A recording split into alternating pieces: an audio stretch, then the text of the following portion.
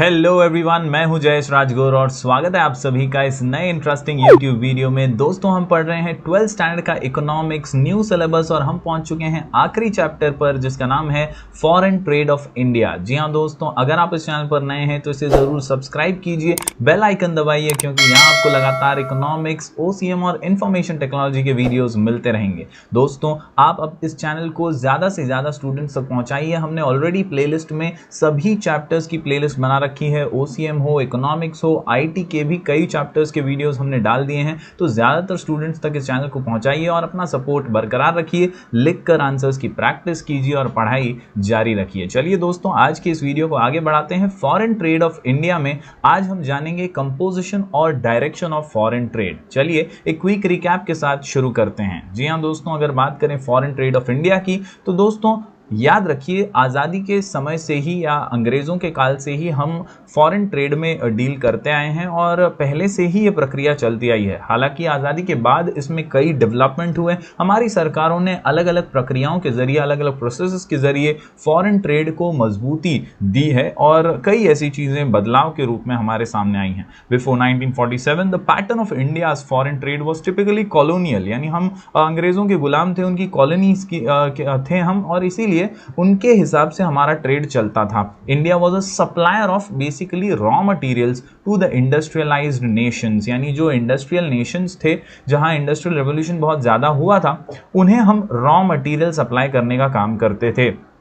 Particularly England and importer of manufactured goods, हम manufacture goods जो हैं वो इंपोर्ट करते थे इंडस्ट्रियलाइज्ड नेशन से। तो बेसिकली हमारा काम सिर्फ रॉ मटेरियल्स प्रोवाइड करना था और उनका मार्केट बन गए थे हम, वो हमारे पास आके ईस्ट इंडिया कंपनी के रूप में कई चीजें बेचते थे। This dependence on foreign trade did not permit industrialisation at home, यानी इसी वजह से हमारे यहाँ इंडस्ट्रियल रेवोल्यूशन बहुत लेट हुआ क्योंकि हम गुलामी की जिंदगी जी रहे थे। As a result the indigenous handicraft suffered a severe blow. जो हमारे देश की खूबी थी, हमारे जो हैंडीक्राफ्ट वाले जो चीजें थी जिस पर हम बहुत तरक्की कर सकते थे, वो थोड़ा स्लो हो गया और हमारे यहाँ पर इंडस्ट्रियल रेवोल्यूशन लेट होने की वजह से भी इस इंडस्ट्री को बड़ा झटका लगा। However, many underdeveloped countries that won independence in the post-World War II period viewed foreign trade as an investment। जी हाँ, फॉरेन ट्रेड को सभी देशों ने, जिन्होंने लेट भी आज़ादी हासिल की है, उन सभी ने फॉरेन ट्रेड को एक इन्वेस्टमेंट की तरह माना है क्योंकि फॉरेन एक्सचेंज मिलता है और इससे इकोनॉमिक डेवलपमेंट, इकोनॉमिक तरक्की हो सकती है देश की। दोस्तों, अगर मीनिंग और डेफिनेशन की बात करें तो foreign trade is trade between the different countries of the world. जब एक देश दूसरे देश के साथ व्यापार करे तो उसे फॉरेन ट्रेड कहा जाता है, इंटरनेशनल ट्रेड कहा जाता है या एक्सटर्नल ट्रेड भी कहा जाता है। दोस्तों, डेफिनेशन की बात करें तो वसरमैन और हल्टमैन कहते हैं international trade consist of transaction between residents of different countries, यानी जब अलग अलग देशों के रेसिडेंट्स आपस में डील करते हैं, ट्रांजैक्शंस करते हैं, तो उसे फॉरेन ट्रेड कहा जा सकता है।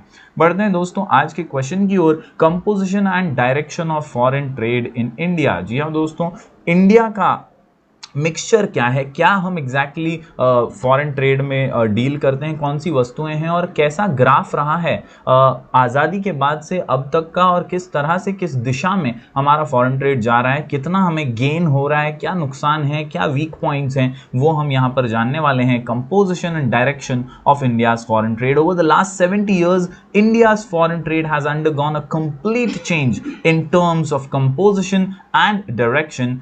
Main feature of composition of India's foreign trade R S follows. आप देख सकते हैं दोस्तों, कुल मिलाकर के 6 पॉइंट्स हैं यहाँ पर। सबसे पहली बात, increasing share of gross national income, यानी हमारे देश की ग्रॉस नेशनल आमदनी जो है ये अब धीरे धीरे फॉरेन ट्रेड की वजह से थोड़ी सी इंक्रीज हो रही है। यहाँ पर फॉरेन ट्रेड का जो शेयर है ग्रॉस नेशनल इनकम में वो बढ़ रहा है। इसके अलावा increase in volume and value of trade, यानी पहले के मुकाबले अब वैल्यू और वॉल्यूम, क्वांटिटी भी बढ़ रही है। Change in the composition of exports, पहले जो एक्सपोर्ट कर रहे थे उसके मुकाबले अब जो एक्सपोर्ट कर रहे हैं वो कंपोजिशन बदला है, वो समीकरण बदले हैं। इसके अलावा change in composition of imports, ocean trade बढ़ा है, development of new ports is also underway. तो चलिए हर पॉइंट को बारीकी से समझ लेते हैं। सबसे पहले increasing share of gross national income. 1990 और 91 की बात करें तो share of India's foreign trade import export in gross national income was 17.55%, यानी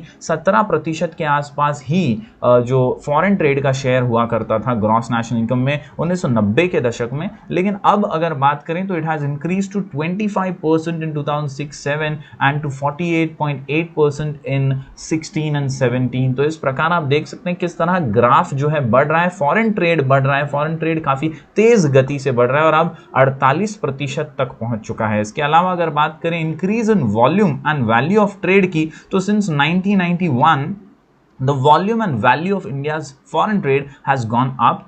जाहिर सी बात है क्वांटिटी बढ़ रही है, इसीलिए तो ग्रॉस नेशनल इनकम में भी हिस्सा बढ़ रहा है। India now exports and imports goods which are several times more in value and volume, यानी वैल्यूएबल चीजें भी और वॉल्यूम क्वांटिटी भी हम ज्यादा बेच रहे हैं, खरीद रहे हैं। इंपोर्ट एक्सपोर्ट की प्रक्रिया बढ़ी है। इसके अलावा अगर बात करें चेंज इन कंपोजिशन, तो ये कुछ ऐसी चीजें हैं जो पहले हम नहीं करते थे, अब करने लगे हैं। यहाँ पर कंपोजिशन पूरी तरह से बदला है दोस्तों। Since independence the composition of export trade of India has undergone a change. Prior to independence, आजादी के पहले दोस्तों, India used to export raw material, जैसा कि हमने पहले भी पढ़ा। तो प्राइमरी प्रोडक्ट्स जो थे वो jute, cotton, T, oil seeds, leather, food grains वगैरह थे।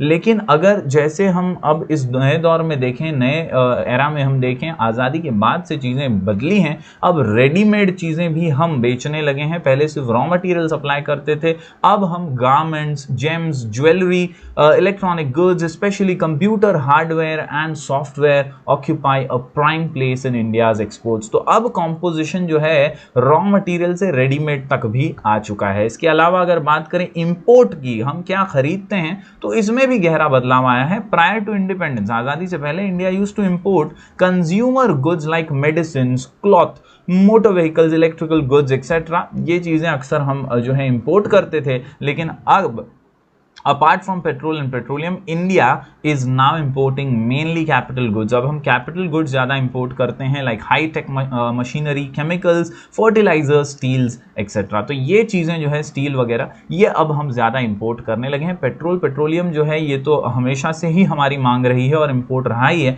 इसके अलावा ये chemicals, fertilizers वगैरह की डिमांड अब बढ़ी है। तो दोस्तों इसके अलावा अगर बात करें ओशियन ट्रेड की, तो ये एक बड़ा मेजर फैक्टर है दोस्तों। फॉरेन ट्रेड में हमारा ओशियन ट्रेड काफी बड़ा है। Most of India trade is by sea, समंदर के रास्ते से ही हमारा ज्यादातर ट्रेड होता है। India has trade relations with its neighbouring countries like Nepal, Afghanistan, Myanmar, Sri Lanka etcetera.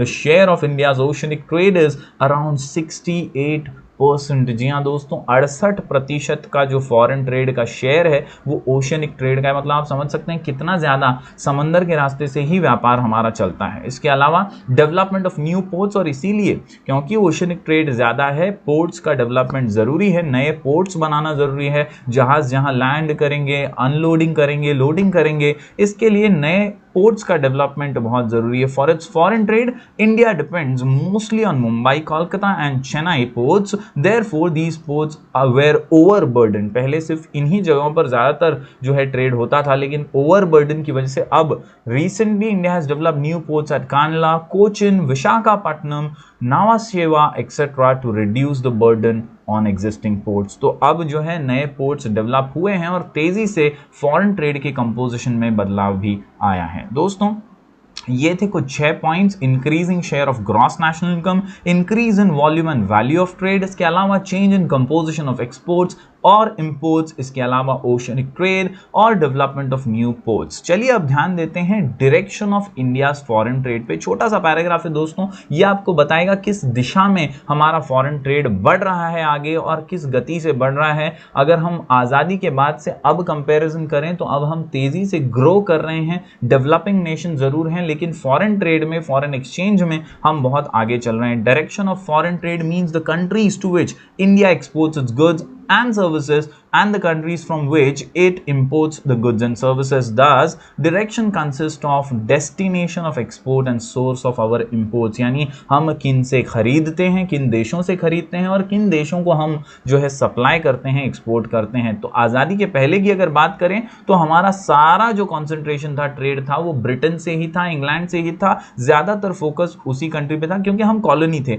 Prior to independence much of India's trade was done with Britain. Therefore Britain used to hold the first position in India's foreign trade. However, after independence, आजादी के बाद ये बदल गया है. New trade relations with many other countries were established. Now USA has emerged as the leading trading partner, followed by Germany, Japan and United Kingdom. तो इस प्रकार से अब हमारी फॉरेन पॉलिसीज के बदलते स्वरूप को देखते हुए डायरेक्शन जो है फॉरेन ट्रेड का वो बदला है और काफी अच्छी दिशा से हम आगे बढ़ रहे हैं. तो दोस्तों, आज के इस वीडियो में हमने कंपोजिशन और डायरेक्शन ऑफ फॉरेन ट्रेड जाना है. हम मिलेंगे फिर एक बार कुछ और नए वीडियोस के साथ. तब तक के लिए बने रहिए हमारे चैनल पर. Do like, share and subscribe.